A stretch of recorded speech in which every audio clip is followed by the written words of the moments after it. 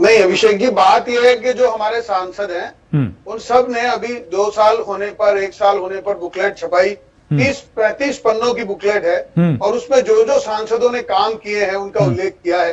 माननीय मुख्यमंत्री जी को या राजेंद्र जी को वो पढ़नी चाहिए, जब पता पड़ेगा उनको कि सांसदों ने कितना काम किया है, क्या काम किया है। एक बात। दूसरी बात ये जरूर है कि अब मुख्यमंत्री जी को सांसदों के सहयोग की जरूरत पड़ गई है, ये बात तो सही है।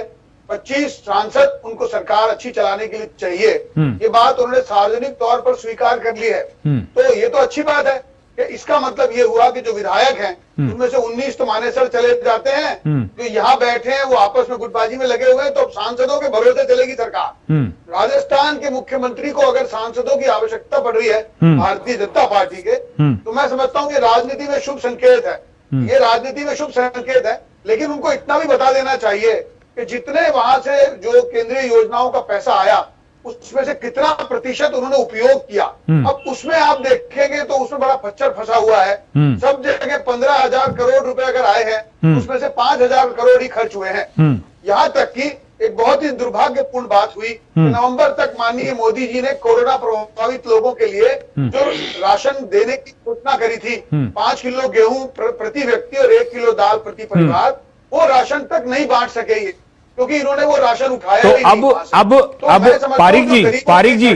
पारिक जी, जैसे चुनाव में ही जनता फैसला करती है, तो थोड़ा सा ही सही 4 सीटों का चुनाव है, उपचुनाव, हम ये माने कि उस उपचुनाव के नतीजे थोड़ा सा बताएंगे कि सरकार के प्रदर्शन के बारे में।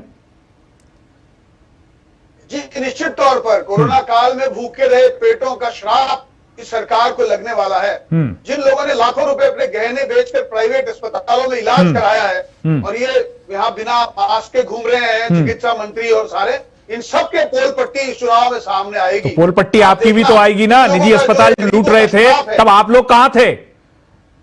जब निजी अस्पताल लूट रहे थे तब आप लोग कहां थे? सरकार पे तो आरोप लगे, सरकार से तो हमने भी सवाल पूछे, लेकिन हम बार बार आपके प्रवक्ताओं से पूछते रहे कि आप लोग कहां थे।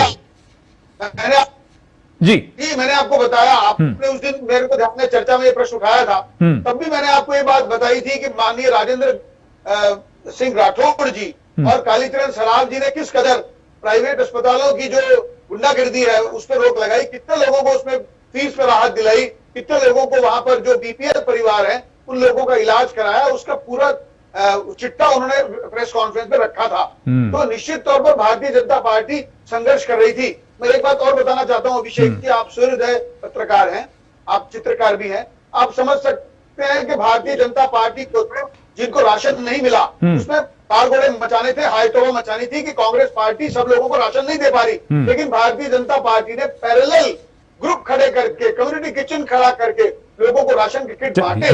जी और उस समय हमारे जी पारिक जी, समय कम है,